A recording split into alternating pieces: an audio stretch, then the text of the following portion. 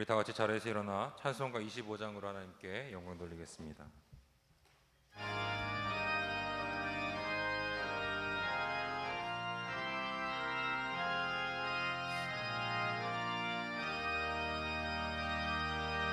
멸류관 벗어서 주 앞에 드리세.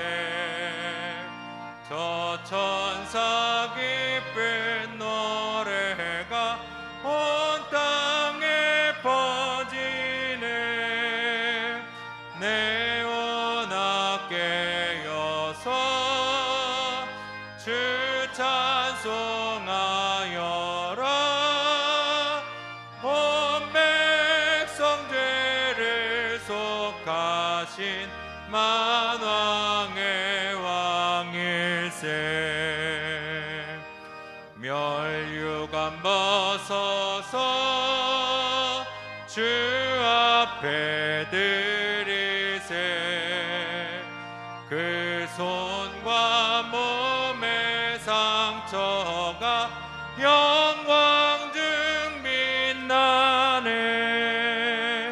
하늘의 천사도 그 영광 보고서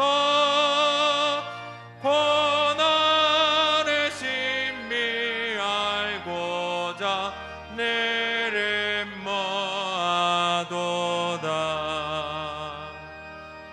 멸류관 벗어서 주 앞에 드리세. 온 세상 전쟁 그치고 참 평화 오겠네. 주 보좌 앞에서 온 백성 엎드려 그 한량없는 영광을 늘 찬송합니다.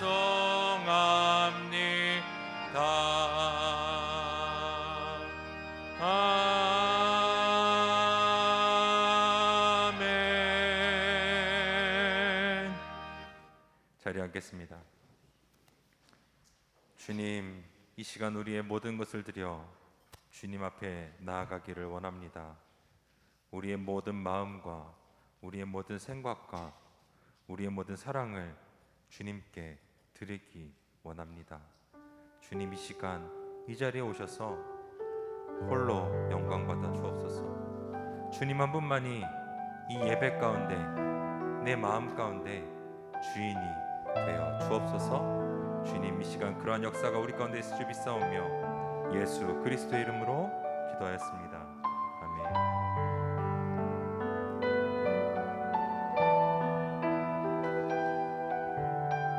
우리 시간 함께 고백할 때 사랑합니다 나의 예수님, 사랑합니다 이렇게 고백할 때 주님께서도 우리에게 이 예배 가운데 사랑한다 내 아들아, 사랑한다 내 딸아 그렇게 말씀해 주실 줄 믿습니다.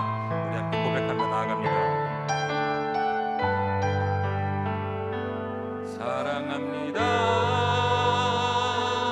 나의 예수님, 사랑합니다 아주 많이요. 사랑합니다 나의 예수님, 사랑합니다 그것뿐이. 사랑합니다 나의 예수님, 사랑합니다 나의 예수님, 사랑합니다 아주 많이요. 사랑합니다 나의 예수님, 사랑합니다. 우리 마음을 모두 다시 한번 고백합니다. 사랑합니다. 사랑합니다 나의 예수님, 사랑합니다 아주 많이요. 사랑합니다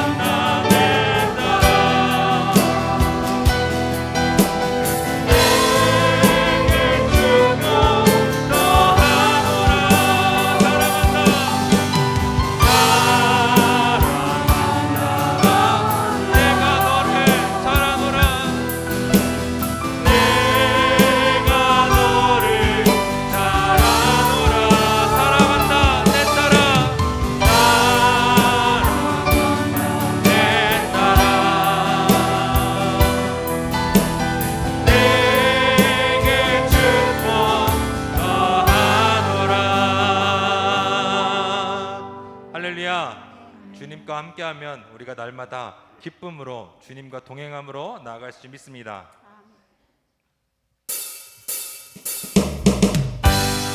우리 시간 함께 박수치면서 기쁨으로 찬양합니다. 내가 매일 기쁘게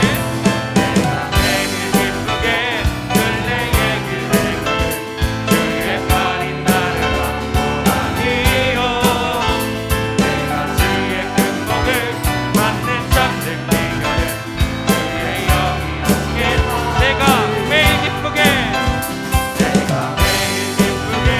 늘 내 얘기를 주의 팔인 나를 바라니요. 내가 주의 큰 복을 받는 잠든 비결을 주의 영이 함께야. 성령이 계시네. 성령이 계시네. 할렐루야 함께하시. 성령이 계시네. 할렐루야 함께하시네. 길을 걸으며 맘만 기뻐하는 것 주의 영이 함께함이라.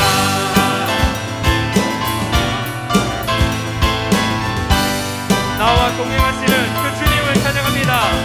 나와 동행하시고 모든 염려하시니 나를 숲의 새와 같이 그나 내가 기쁜 마음으로 그의 뜻을 행하는 주의 영이 함께. 다시 한번 나와 동행하시고 모든 염려하시니 나를 숲의 새와 같이 그나 내가 기쁜 마음으로 주의 뜻을 행하는 주의 영이 함께야. 성령이 계시네. 성령이 계시네. 할렐루야 함께하시. 성령이 계시네. 할렐루야 함께하시네. 좁은 길을 걸으며 밤낮 기뻐하는 것 주의 영이. 다시 한번 고백합니다. 성령이 계시네. 성령이 계시네. 할렐루야 함께하시네. 성령이 계시네. 할렐루야 함께야. 성령이 계시네. 성령이 계시네. 할렐루야 함께하시네. 성령이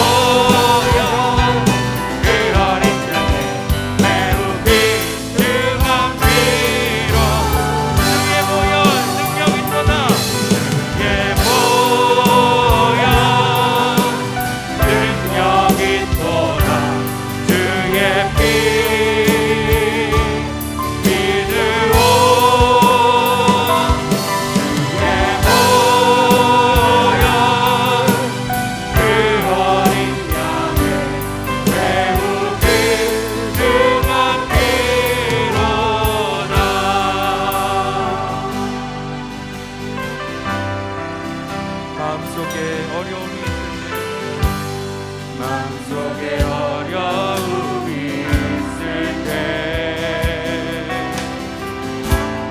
마음속에 어려움이 있을 때 마음속에 어려움이 있을 때 주님 내게 먼저 오사 내 마음을 만지고 주님 앞에 나올 수 없을 때 주님 앞에 나올 수 없을 때 주님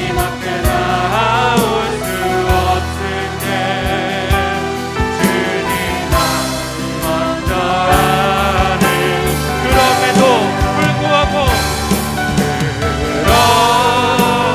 불구하고 날 사랑하시는 내 하나님의 사랑은 나의 모든 걸 덮고 그럼에도 불구하고 날 안아주시는 내 하나님을 부를 때 아버지라 부르죠. 우리 처음부터 다시 한번 고백합니다. 마음속에 어려움이 있을 때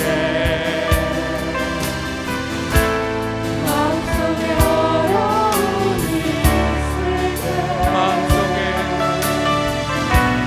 마음속에 어려움이 있을 때 주님 내게 먼저 오사 내 마음을 만지고 주님 앞에 나올 수 없을 때 주님 앞에 나올 수 없을 때 주님 앞에 나올 수 없을 때 주님 날 먼저 안으시네 그럼에도 불구하고 날 사랑하시는 내 하나님의 사랑은 나의 모든 걸 덮고 그럼에도 불구하고 날 안아주시는 내 하나님을 부를 때 아버지라 그럼에도 불구하고 날 사랑하시는 내 하나님의 사랑은 나의 모든 걸 덮고 그럼에도 불구하고 날 안아주시는 내 하나님을 부를 때 내 하나님을 부를 때 아버지라 내 하나님을 부를 때 아버지라 부르고 우리 시간 그 주님께 기도하며 앞으로 나아갑니다.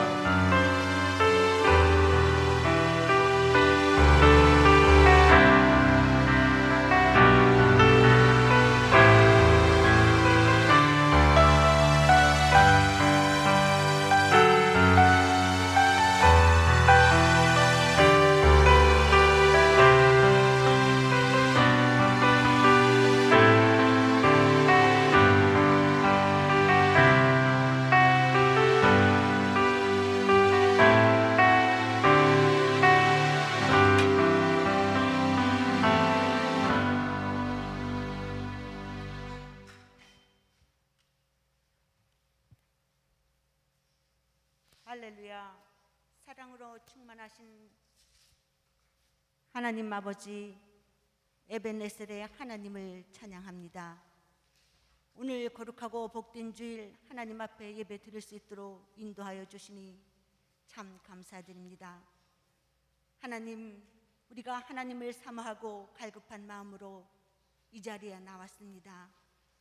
오늘 우리가 드리는 예배를 통하여 믿음으로 하나님께 나아갈 때에 온 땅에 충만한 주 사랑으로 우리의 마음을 덮어 주시옵소서. 지난 한 주간도 주님의 은혜 가운데 살았지만 하나님의 말씀의 뜻에 순종하지 못하고 세상 일에 얽매여서 세상과 타협하며 육신의 정욕과 안목과 이 생의 자랑을 쫓아 살았음을 고백하며 용서를 구합니다.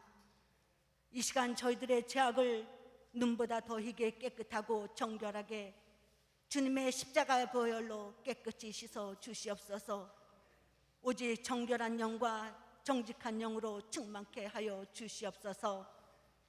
하나님의 손을 구하는 예배가 아니라 성령님의 충만함과 하나님의 거룩한 임재를 체험하는 하나님의 얼굴을 구하는 예배가 되게 하여 주시옵소서.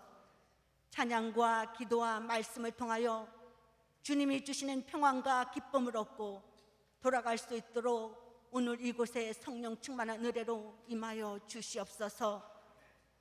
이전에 나와 머리 숙인 저희들 육신의 몸을 입고 이 땅에 살지만 우리는 하나님의 구원받은 자녀이며 하늘나라를 유업을 받을 자이기에 육신에 얽매이는 삶을 살기보다는 하늘에 소망을 두고 하늘을 바라볼 수 있는 영의 눈이 열리게 하여 주시옵소서.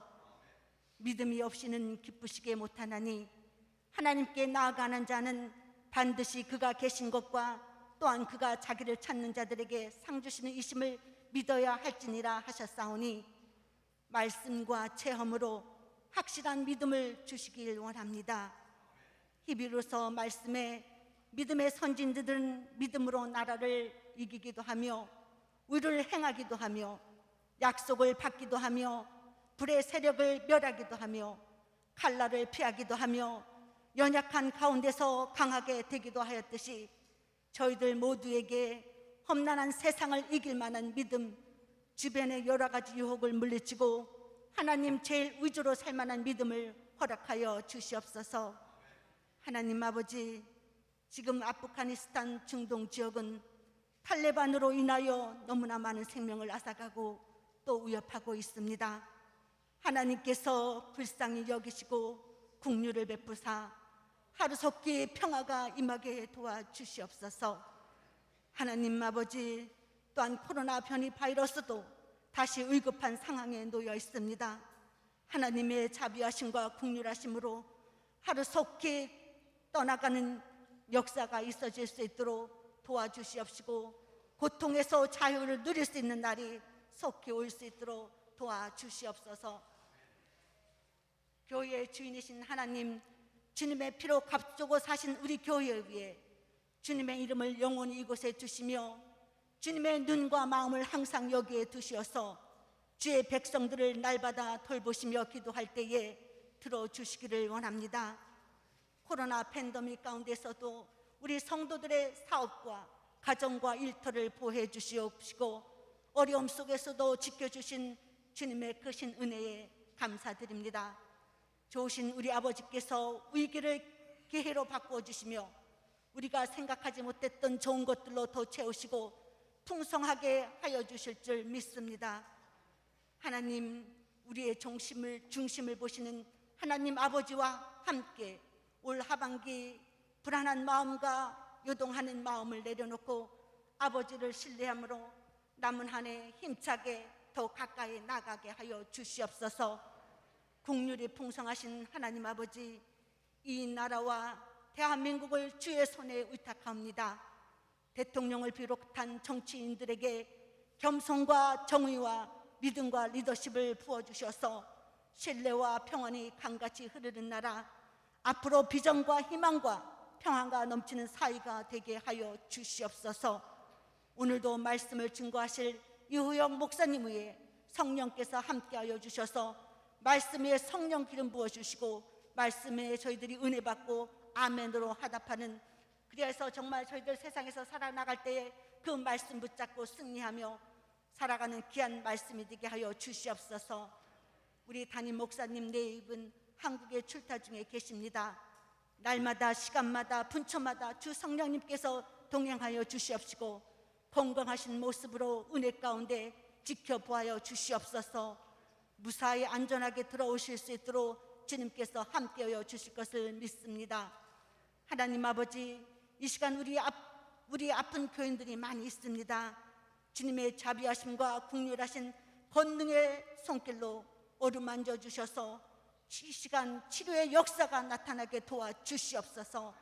그리하여서 강건하신 몸으로 저희들과 같이 하나님 앞에 예배 드릴 수 있도록 도와주시옵소서. 또한 세계에 선교하시는 선교사님들과 가족들이 함께하여 주시옵소서. 주의 권능과 능력으로 함께하여 주시옵시고 건강하게 지켜주시옵시며 가족들을 지켜주시고 저들의 수고한 노력이 많은 생명을 구하라는 일에 하나님의 큰 영광이 나타나게 도와주시옵소서. 하나님 아버지, 우리 교회 교역장님들과 장로님들을 강건하게 붙들어 주시옵소서. 건강을 허락하시고 하나님께서 날마다 공급하시는 능력과 통찰력을 가지고 영적인 권위와 권능으로 교회와 세상을 향한 시대적 사명을 잘 감당하시기에 부족함이 없도록 도와주시옵소서.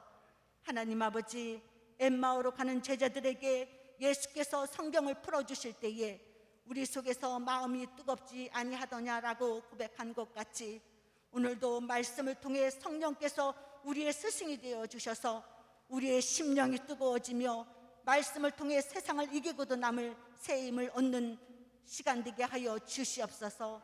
이 시간도 성가대에 준비한 찬양을 주님께서 기쁨 가운데 흠량받아 주시옵소서.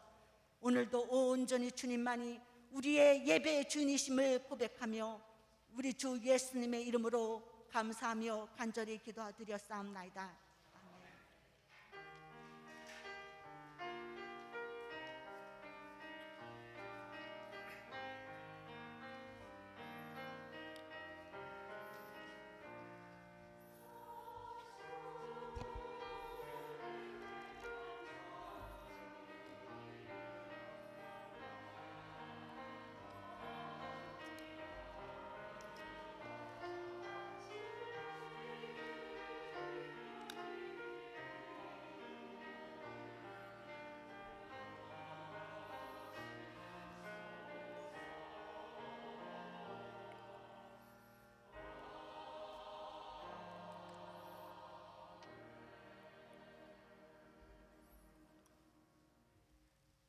사도신경으로 신앙 고백하겠습니다.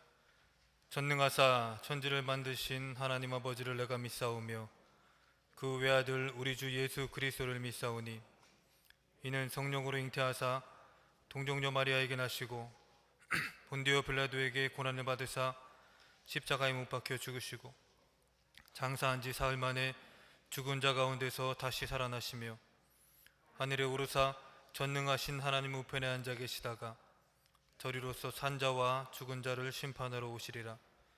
성령을 믿사오며 거룩한 공예와 성도가 서로 교통하는 것과 죄를 사하여 주시는 것과 몸이 다시 사는 것과 영원히 사는 것을 믿사옵나이다.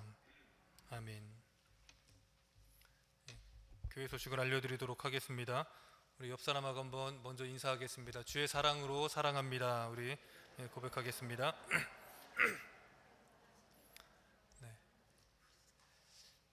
계속해서 광고 드리도록 하겠습니다. 주일 현장 예배 및 온라인 예배 안내는 주보를 참조해 주시기를 부탁을 드리고요. 사랑의 한국학교가 9월 11일 토요일에 개학을 합니다. 오늘까지 꼭 등록을 해주시면 감사하겠습니다. 사랑의 한국학교에서 계속해서 교사를 모집하고 있습니다. 이명희 교장선생님께 문의해 주시기를 부탁을 드립니다. 내일부터 교회 카펫 공사가 시작이 됩니다. 예배 후에 물건을 날러야 하는데요, 가지 마시고 잠깐만 시간을 내주셨으면 고맙겠습니다. 장학금은 다음 주에 담임 목사님께서 오시면 그때 지급하도록 하겠습니다. 창립 40주년 기념 부흥성회가 9월 11일부터 12일까지 9월 10일부터 12일까지 있습니다. LA 온마음 교회에서 담임하시는 김종환 목사님께서 오셔서 귀한 말씀 전해주시도록 하겠습니다. 담임 목사님께서는 다음 주 화요일에 귀국을 하십니다. 이번 주 돌아오는 화요일에 귀국을 하십니다. 모든 여정을 잘 마무리하시고 안전한 귀국길이 되시도록 기도를 부탁을 드립니다. 이 시간 성경 말씀 보겠습니다. 오늘 말씀 누가복음 16장 1절에서 13절 말씀입니다.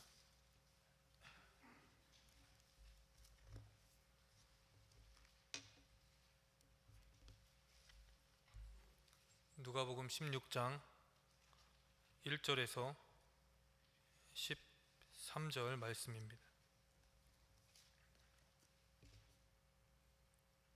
우리 다 찾으셨으면 우리 한 절씩 교독하겠습니다. 또한 제자들에게 이르시되 어떤 부자에게 청지기가 있는데 그가 주인의 소유를 낭비한다는 말이 그 주인에게 들린지라. 주인이 그를 불러 이르되 내가 내게 대하여 들은 이 말이 어찌 됨이냐. 내가 보던 일을 세마라. 청지기 직무를 계속하지 못하리라 하니, 청지기가 속으로 이르되 주인이 내 직분을 빼앗았으니 내가 무엇을 할까. 땅을 파자니 힘이 없고 빌어먹자니 부끄럽구나. 내가 할 일을 알았도다. 이렇게 하면 직분을 빼앗긴 후에 사람들이 나를 자기 집으로 영접하리라 하고, 주인에게 빚진 자를 일일이 불러다가 먼저 온 자에게 이르되 내가 내 주인에게 얼마나 빚졌느냐. 말하되 기름 100마리니이다. 이르되 여기 내 증서를 가지고 빨리 앉아 50이라 쓰라 하고, 또 다른 이에게 이르되 너는 얼마나 빚졌느냐. 이르되 밀 100석이니이다. 이르되 여기 내 증서를 가지고 80이라 쓰라 하였는지라. 주인이 이 옳지 않은 청지기가 이를 지혜 있게 하였으므로 칭찬하였으니, 이 세대의 아들들이 자기 시대에 있어서는 빛의 아들들보다 더 지혜로움이니이다. 내가 너희에게 말하노니 불의의 재물로 친구를 사기라. 그리하면 그 재물이 없어질 때에 그들이 너희를 영주할 처소로 영접하리라. 지극히 작은 것에 충성된 자는 큰 것에도 충성되고, 지극히 작은 것에 불의한 자는 큰 것에도 불의하니라. 너희가 만일 불의한 재물에도 충성하지 아니하면 누가 참된 것으로 너희에게 맡기겠느냐. 너희가 만일 남의 것을 충성하지 아니하면 누가 너희의 것을 너희에게 주겠느냐. 우리 다 같이, 집 하인이 두 주인을 섬길 수 없나니 혹 이를 미워하고 저를 사랑하거나 혹 이를 중히 여기고 저를 경히 여길 것임이니라. 너희는 하나님과 재물을 겸하여 섬길 수 없느니라. 아멘.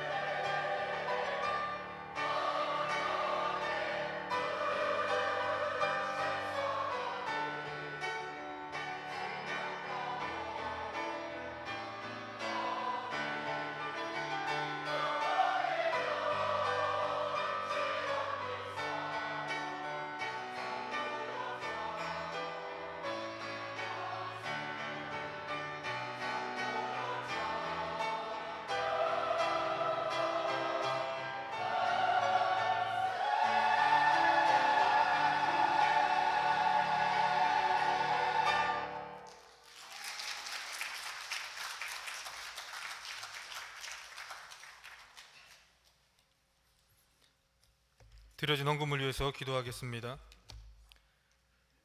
각자의 삶의 자리에서 믿음으로 살기 위해 쓰던 주의 사랑하는 자녀들이 이 시간 주님 앞에 모였습니다. 신령과 진정으로 예배하는 우리 모두를 위로하시고 힘을 주셔서 영육간의 강건한 은혜를 이 시간 허락하여 주시옵소서. 어린아이가 물고기 2마리와 보리떡 5개를 주님께 드렸을 때에 5,000명이 배불리 먹고 12광주리가 남았던 것처럼 우리가 이 시간 주님 앞에 드리는 예물을 기뻐 받아 주시어서 이 예물이 주님의 일에 풍성히 쓰이는 귀한 열매가 되게 하여 주시옵소서. 그리하여서 우리를 가난하게도 부하게도 마시옵고 하루를 살아가기에 넉넉한 일용할 양식과 은혜로 날마다 베풀어 주시옵소서. 감사드리며 이 모든 말씀 우리 주 예수 그리스도의 이름으로 기도하옵나이다. 아멘.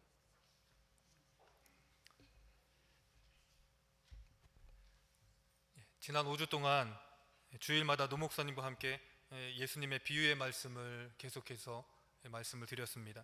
오늘은 그 마지막 시간으로 불의한 청지기의 비유로 여러분들에게 말씀을 드리도록 하겠습니다. 예수님은 공생의 기간 동안에 비유의 말씀을 한 40편 정도 말씀을 하셨을 정도로 비유는 예수님의 삶에 매우 중요한 그런 부분을 차지하고 있습니다. 그런데 예수님께서 처음부터 비유를 사용하지는 않으셨습니다. 마태복음 5장부터 이어지는 이 산상수훈의 말씀을 통해서 예수님은 사람들의 상한 영혼을 치유해 주셨습니다. 그리고 그 이후에 예수님께서는 산에서 내려오셔서 이 사람들의 육신의 질병을 치료하여 주시는 것을 우리가 보게 됩니다. 문제는 그때부터 일어나게 되었다는 것이죠. 유대인의 지도자들이었던 그 사람들이 예수님께서 행하시는 그 말씀의 능력과 그리고 치료의 능력을 보고 그 마음 가운데에 질투가 나기 시작했다는 것이죠. 그래서 그 전까지 예수님의 말씀을 듣고 은혜를 받았던 그들이 이제는 예수님을 대적하여서 무언가를 꼬투리 잡기 위해서 예수님의 말씀을 듣고 있었다는 것이죠. 그렇기 때문에 예수님께서는 이로 인해서 그 말씀을 직설적인 말씀이 아닌 비유로 바꾸고 그렇게 이 말씀을 전하시게 되었다는 것입니다.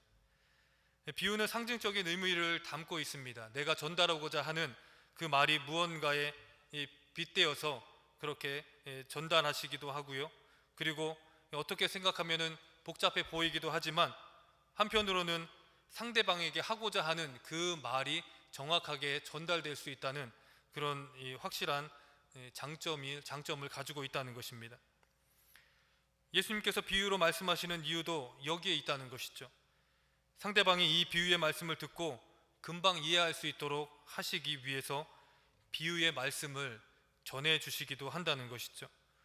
그러면서 예수님께서는 많은 비유의 말씀에서 마지막 말씀으로 귀 있는 자는 들을지어다 이렇게 말씀을 하셨습니다. 바울도 로마서 10장 17절 말씀에서 그러므로 믿음은 들음에서 나고 들음은 그리스도의 말씀으로 말미암았느니라 이렇게 말씀을 하였습니다. 왜 귀 있는 자는 들을지어다 이렇게 말씀을 하시고 믿음은 들음에서 난다 이렇게 바울이 말씀을 하였을까요? 사실 귀가 있어도 듣지 못하는 그런 사람들이 있습니다. 아무리 귀한 말씀을 전해준다 할지라도 그것을 이해 못하는 그런 사람들도 있다는 것이죠. 편견에 빠져서 예수님이 하시는 말씀의 꼬투리를 잡으려고 듣고 있었던 그 바리새인들과 사두개인들의 귀에는 이 예수님의 비유의 말씀이 무엇을 가르치는지 그것에 대해서는 그들이 듣지 못했다는 것이죠. 오직 그들의 관점은 예수님께서 어디에서 실수를 하시는지 저 말씀이 무엇이 잘못되었는지 그것에만 관심을 가지고 있었기 때문에 그들은 예수님께서 진정으로 하시고자 하는 그 말씀의 핵심을 이해하지 못했다는 것입니다. 또한 오랫동안 바리새인들의 그 말씀을 들었던 사람들에게도 예수님의 말씀이 신선하기는 했지만 그들의 삶을 변화시키기에는 어쩌면 부족한 그런 모습을 보였을 수도 있다는 것이죠. 그랬기에 그들의 귀에는 예수님의 말씀이 들리지 않았습니다. 예수님을 따랐던 수많은 무리들도 예수님의 말씀의 은혜를 받았다기보다는 예수님께서 행하시는 치료의 기적과 또한 자신들에게 먹을 것을 주시는 오병이어의 그런 기적들을 보고 예수님을 쫓아 살아가기로 다짐하고 예수님을 따라 산다면 그들에게 떨어지는 것이 많을 것이다, 최소한 굶어 죽지는 않겠구나 라는 그런 생각을 하면서 예수님을 쫓아다녔던 것뿐이라는 것이죠.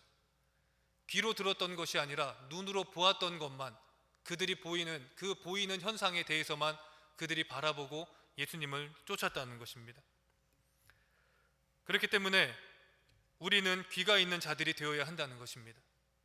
그냥 귀가 있어서는 안 되고요, 한쪽 귀로 듣고 한쪽 귀로 흘려버리면 아니 듣는 이만 못하다는 것이죠. 우리 모두가 영적인 귀를 열어서 예수님이 하시고자 하시는 말씀이 무엇인지를 그렇게 깨닫는 저와 여러분이 되시기를 간절히 부탁을 드립니다.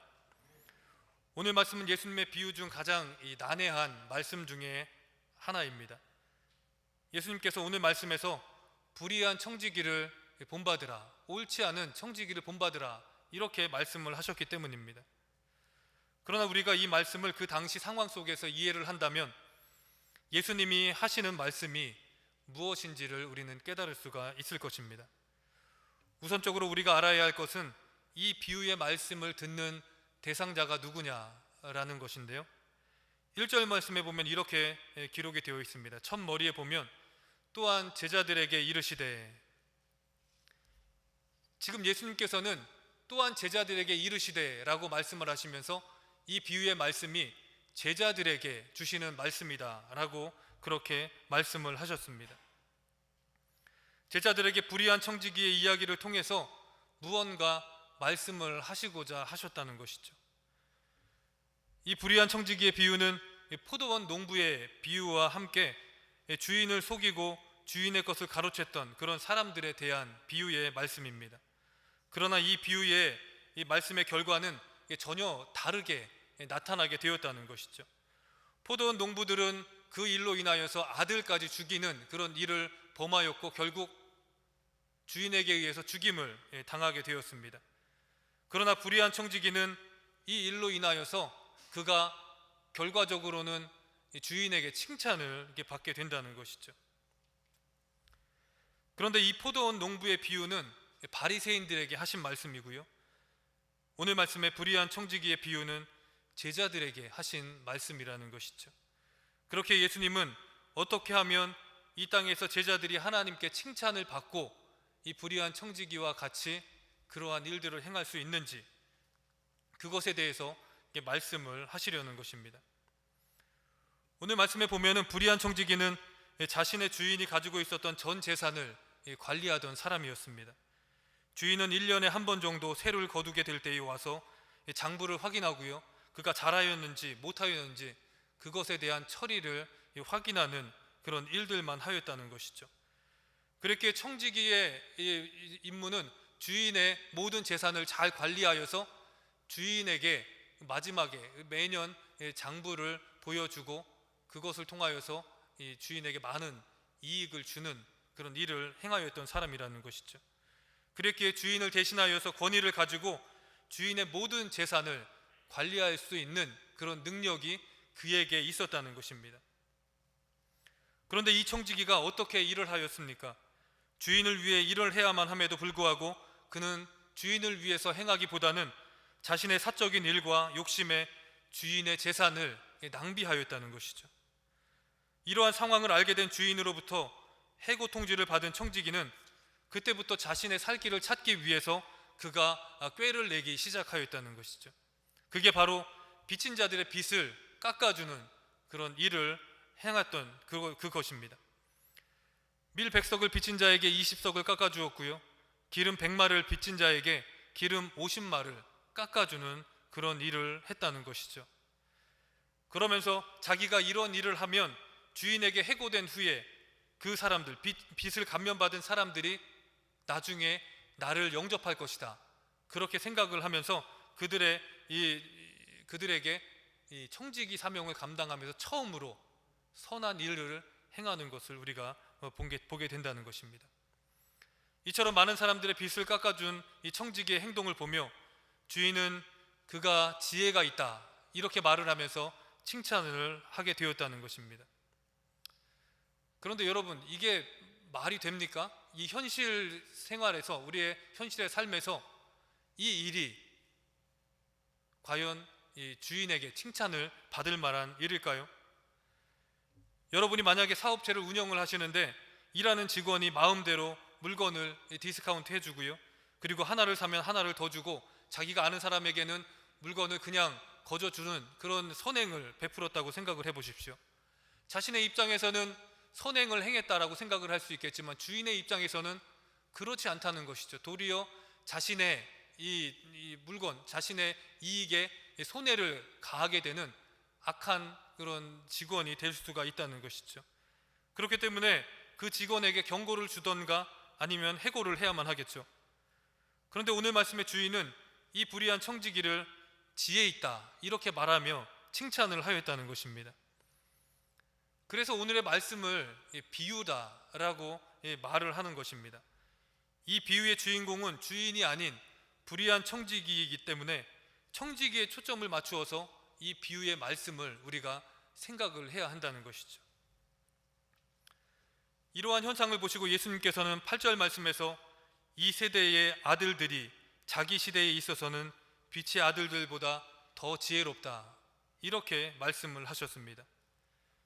이 말씀처럼 세상의 방식으로 살아가는 것이 우리에게는 어쩌면 더 큰 유익을 줄 수가 있습니다. 내가 잘 살기 위해서 좀 속이고 편법을 행하는 것도 허용이 될 수가 있다는 것이죠. 그렇게 해야만 더 많은 것을 소유할 수 있고 더 많은 것을 누릴 수 있다면 그 정도는 눈 감고 행할 수도 있다는 것이죠. 이 뉴스 같은 데를 보면은 이 천문학적인 금액을 탈세하고도 몇 년 감옥에 갔다 오면 그 모든 것이 그 사람의 것이 되어버리는 그런 일들이 일어나기도 합니다. 그런 일들을 보면 우리는 겉으로 어떻습니까? 그 사람을 욕을 하죠. 어떻게 사람의 탈을 쓰고 그런 일을 행할 수 있나? 라고 그렇게 겉으로는 그런 말을 한다는 것입니다.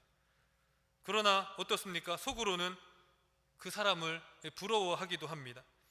미래를 위한다면 나에게도 그러한 일들이 일어나면 눈 한번 질끈 감고 몇 년 감옥 갔다 오면 뭐 그 이후에 나의 삶은 형통하겠지, 내가 많은 것을 누리며 살 수 있겠지 라고 생각을 하면서 그러한 일들에 대해서 부러워하는 그런 마음을 가지기도 한다는 것입니다. 여러분, 이러한 마음이 인간의 마음이라는 것이죠.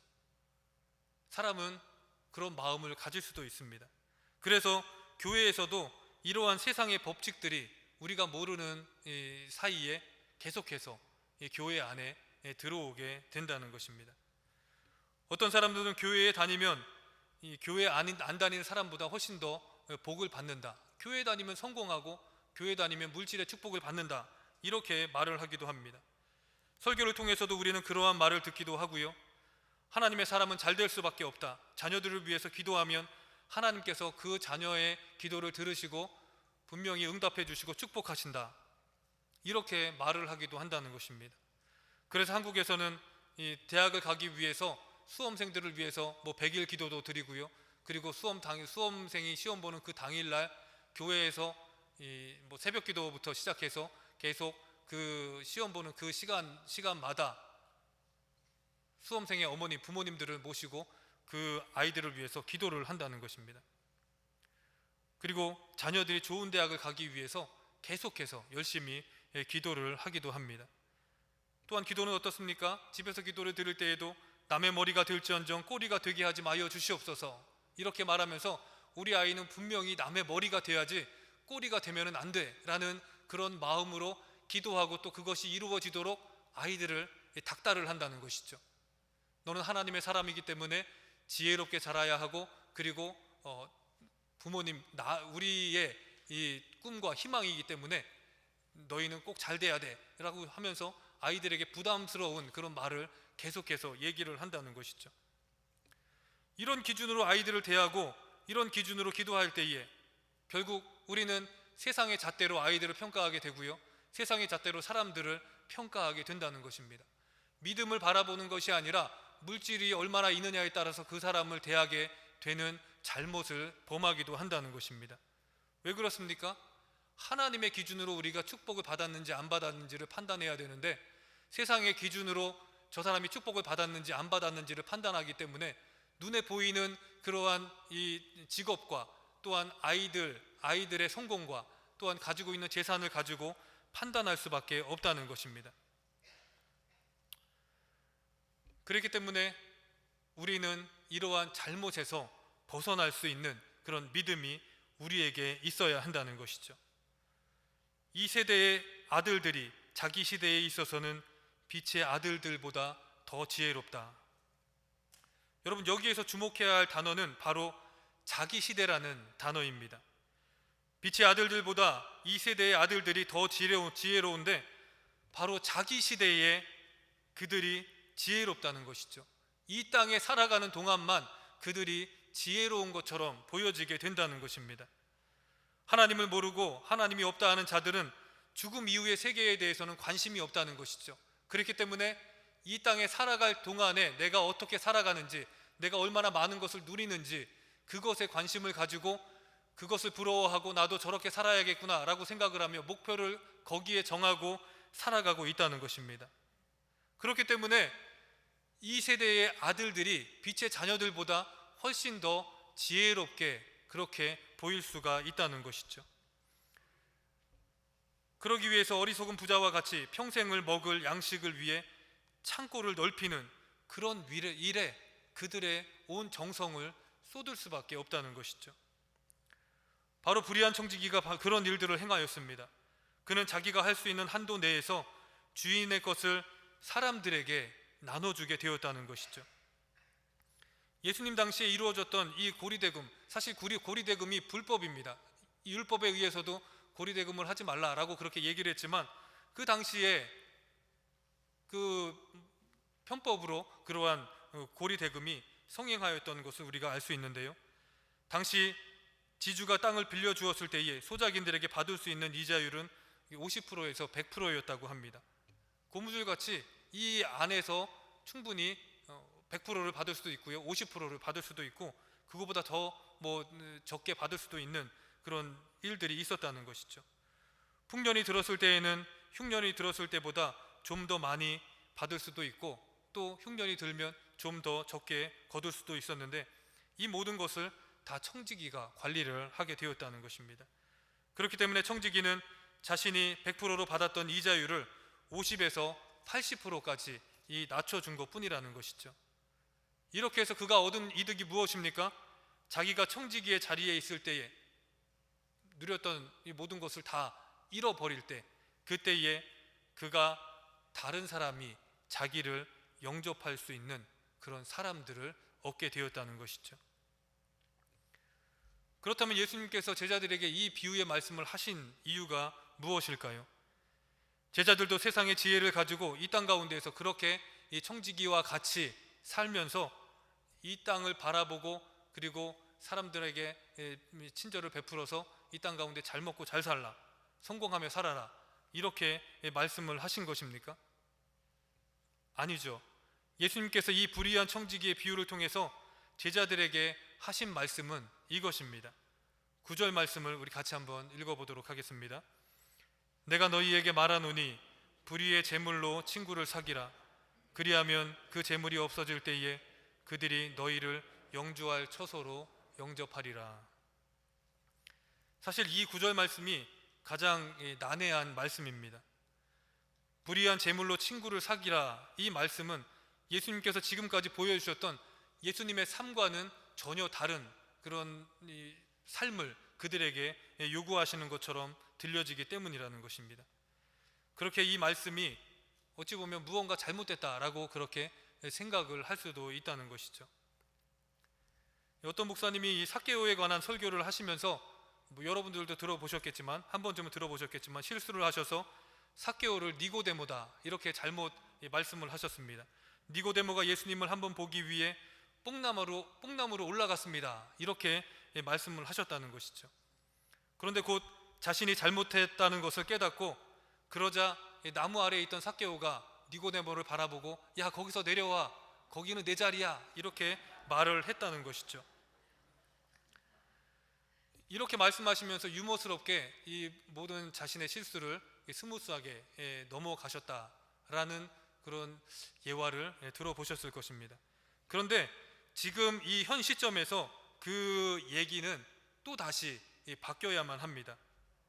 어떻게 바뀌어야 되는지 제가 여러분들에게 이렇게 말씀을 드리면, 예수님을 한번 보기 위해 니고데모가 뽕나무 위에 올라갔습니다. 그러나 예수님께서는 뽕나무 위에 올라가 있는 니고데모를 보신 것이 아니라 그 옆에 있었던 돌무화과 나무 위에 올라가 있는 삭개오를 바라보시며, 삭개오야 내려와라, 오늘 내가 너희 집에 유하리라, 이렇게 말씀을 하셨습니다 라고 끝맺음을 하여야 된다는 것이죠.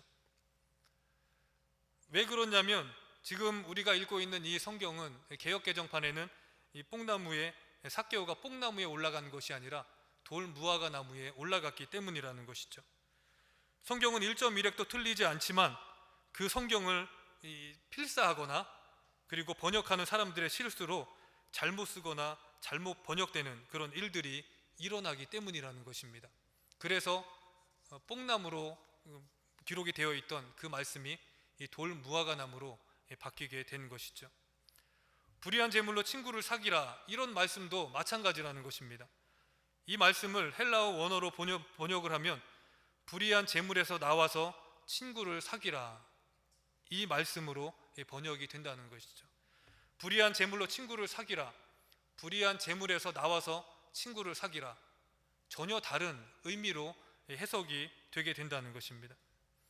그렇게 이 시대의 아들들이 가장 기대고 있었던 불의한 제물에서 나와서 친구를 사귀라는 그런 뜻으로 해석이 된다는 것이죠. 그리하면 그 제물이 없어질 때에, 그 마지막 때에 그들이 너희를 영주할 처소로 영접할 것이다, 이렇게 말씀을 하셨다는 것입니다. 그렇다고 세상에 제물이 필요 없다, 이러한 말을 하는 것은 아닙니다. 제물을 모으는 것도 주께서 주신 은사라 여기고 그 은사에 합당한 열매를 맺으며 이웃과 나누며 예수님의 사랑을 실천하는 수많은 믿음의 사람들이 있다는 것을 우리는 잘 알고 있기 때문이라는 것입니다. 그러나 이 재물에만 초점을 맞추어 살아가는 사람은 그 재물이 없어질 때에 그 사람의 생명도 같이 없어지게 된다는 것이죠. 그 모든 것이 하나님께서 주신 것이다 라고 생각을 하면서 그 재물을 가지고 주신 것도 여호와시오, 취하신 것도 여호와시다 라고 그렇게 고백을 하면서 살아가는 사람은 그 재물이 없어도 주님이 있기 때문에 그는 끝까지 믿음을 가지고 살아갈 수가 있다는 것입니다. 그러나 그렇지 않은 사람들은 그렇지 못하다는 것이죠. 재물이 없어질 때에 자신의 인생도 끝이 나 버린다는 것입니다.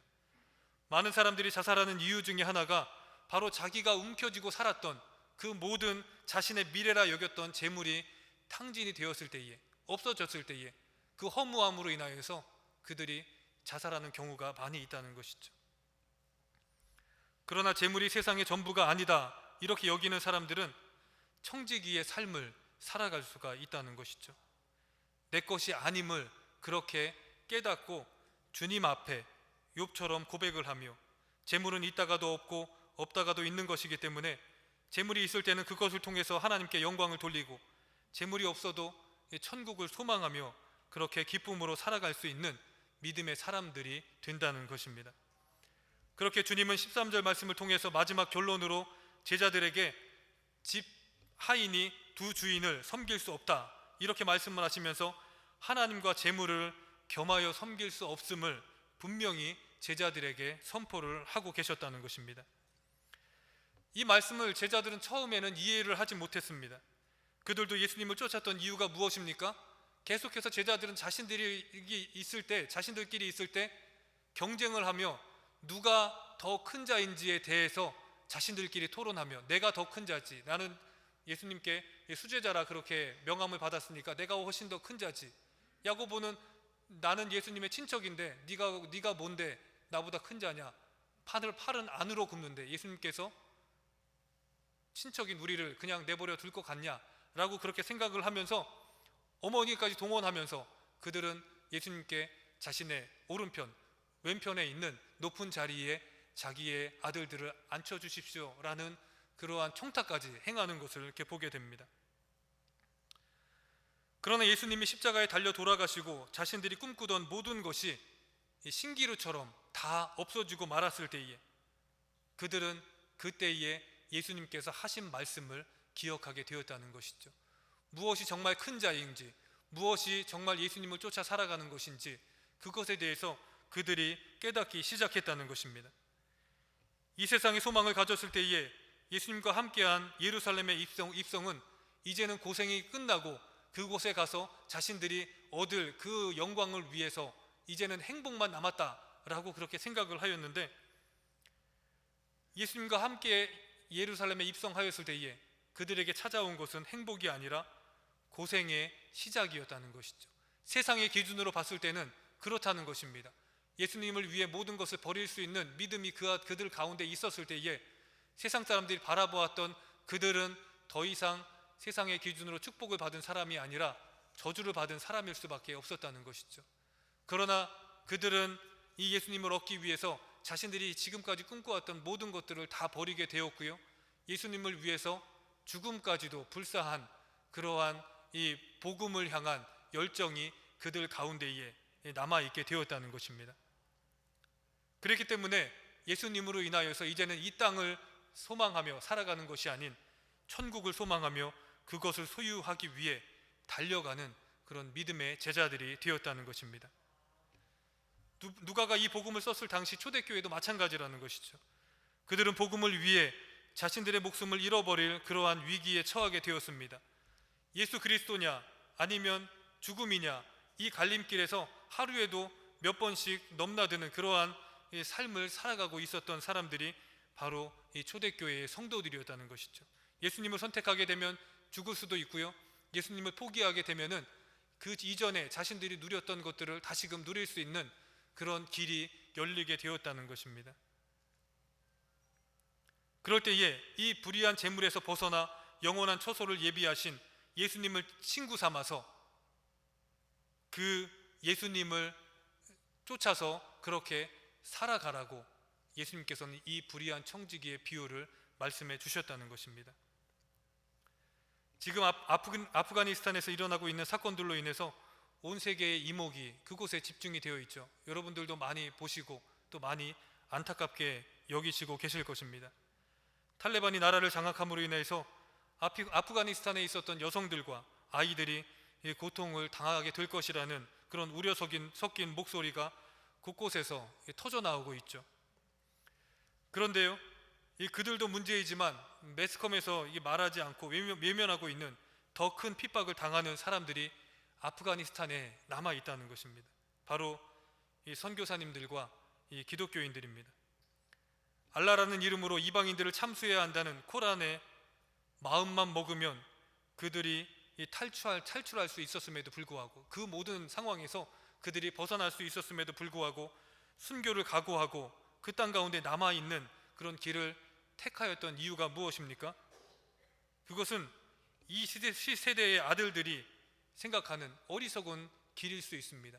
왜 거기에서 남아서 왜 끝까지 이렇게 순교의 길을 가느냐, 차라리 도망쳐서 나와서 목숨을 부지하지, 이렇게 생각을 한다는 것이죠. 남은 인생을 포기하고 고난을 택한 어리석은 이 선교사님들과는 다르게 자신의 목숨을 위해서 수천만 달러를 차에 싣고 몰래 도망치듯 고국을 버린 그 아프가니스탄의 이 대통령이 어찌 보면 훨씬 현명하다, 그렇게 생각을 할 수도 있다는 것입니다. 그러나 분명한 것은 이 땅의 삶은 찰나와 같다는 것이죠. 언젠간 우리는 죽음을 맞이하게 되고요, 그 이후에 세상을 바라보며 믿음의 사람들은 살아야 한다는 것입니다. 짧은 삶을 위해서 영혼을 포기하는 그런 어리석은 일을 범하지 말아야 한다는 것입니다. 그렇게 믿음의 선진들은 영원한 천국을 소유하기 위해서 자신의 것을 모두 팔아서 값진 진주를 샀던 이 장사꾼과 같이 영원한 천국을, 자신의 모든 것을 포기할 수 있는, 천국을 위해 자신의 모든 것을 포기할 수 있는 그런 믿음의 길을 선택했다는 것입니다. 여러분, 우리에게는 이러한 믿음이 있습니까? 주를 위해 불의한 재물에서 나와서 예수 그리스도를 따르는 삶을 살아갈 수 있는 그런 믿음이 있습니까? 지금은 어찌 보면 아직 내 믿음이 약하기 때문에 그렇게까지는 할 수 없겠지라는 그런 생각을 할 수도 있습니다. 그러한 믿음을 가지고 살아갈 수도 있다는 것이죠. 그러나 분명한 것은 그 믿음을 가지고 있을지라도, 연약한 믿음을 가지고 있을지라도 우리가 늘 기도해야 할 것은 그 믿음에서 더욱더 장성한 그러한 믿음의 분량에 이르도록 우리를 인도해 주시옵소서. 주님의 도움이 우리를 인도하여 주시어서 우리가 믿음으로 끝까지 천국 가는 그날까지 주님을 쫓아 살아가도록 인도하여 주십시오. 이런 기도의 고백이 우리의 입술에서 날마다 고백되어져야 한다는 것입니다. 바울은 하루에도 수십 번 배교의 유혹이 찾아오는 현실 속에서 끝까지 믿음을 지켜나가는 그 로마 교회 성도들에게 이렇게 고백을 하였습니다. 로마서 12장 2절 말씀을 우리 같이 한번 읽어보도록 하겠습니다. 너희는 이 세대를 본받지 말고 오직 마음을 새롭게 함으로 변화를 받아 하나님의 선하시고 기뻐하시고 온전하신 뜻이 무엇인지를 분별하도록 하라. 세상의 뜻이 아닌 하나님의 뜻이 무엇인지를 분별하여서 세상과 하나님 사이에서 줄타기 하는 것이 아니라 오직 나와 내 집은 여호와 하나님만을 섬기겠노라, 이렇게 고백하였던 여호수아와 같이 우리가 그 사이에서 무엇을 섬길지를 분명히 택하는 그런 믿음의 사람들이 되어야 한다는 것입니다. 우리가 불의한 청지기와 같이 이 땅에서 누릴 일시적인 행복보다 더 크고 영원한 천국이 우리 앞에 있다는 것을 깨닫게 된다면 우리는 불의한 청지기가 아닌 주님을 바라보고 그 불의한 재물에서 벗어나서 나와서 예수님을 친구로 삼고 그 예수님을 쫓아서 살아갈 수 있는 믿음이 우리에게 있을 줄 믿습니다. 여러분, 그 일을 위하여서 날마다 오직 하나님의 선하시고 기뻐하시고 온전하신 뜻이 무엇인지를 분별할 수 있는 그 믿음이 우리 안에 자라도록 늘 기도하는 자들이 되십시오. 그리고 영원한 천국을 소유하는 그런 삶을 살아감으로 인하여서 이 땅의 것을 바라보는 것이 아니라 천국을 소망하며 살아가는 저와 여러분이 되시기를 간절히 축원합니다. 기도하겠습니다. 불의한 재물에서 나와 친구를 사귀라는 그 주님의 말씀과 같이 이 땅에서 우리가 누리는 모든 것이 주님이 주신 것임을 잊지 않고 청지기의 삶을 살아가게 하여 주시옵소서. 주님의 사랑에 비친 자로 우리에게 주신 은사를 이웃과 나누며 우리가 주님의 제자다운 삶을 살아가도록 날마다 우리를 붙드시고 인도하여 주시옵소서. 감사드리며 예수 그리스도의 이름으로 기도하옵나이다. 아멘. 이 시간 다 같이 일어나셔서 우리 파송의 찬양 주님 앞에 드리도록 하겠습니다.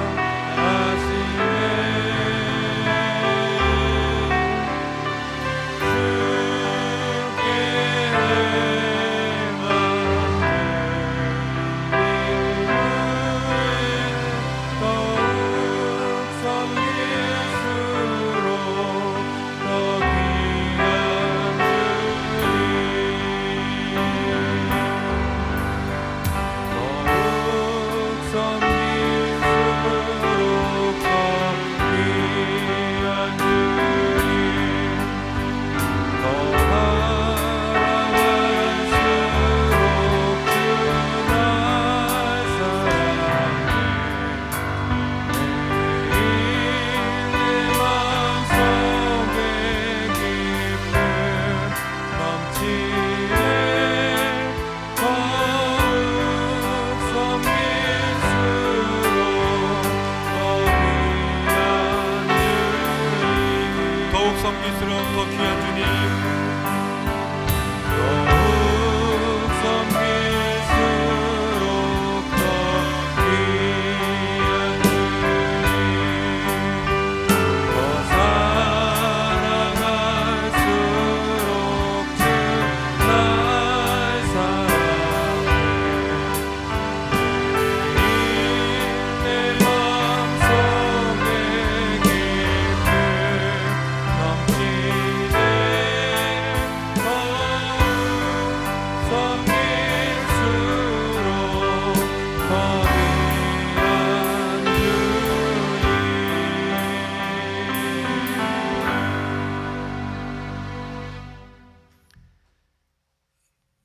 우리 주 예수 그리스도의 은혜와 하나님 아버지의 무한하신 사랑하심과 성령님의 감화하시고 교통하시고 역사하심이 지금 머리 숙여 기도하며 우리에게 주신 모든 것이 다 주님의 것임을 고백하고 이 땅의 재물을 쫓아 살아가는 것이 아닌 천국을 소망하며 주님이 가신 그 길을 늘 믿음의 마음을 가지고 살아가겠다고 다짐하며 돌아가는 우리 모든 성도님들의 머리 위에, 그리고 그 가족 위에, 또한 나라와 민족 위에 지금부터 영원토록 함께하옵시기를 간절히 축원하옵나이다. 아멘.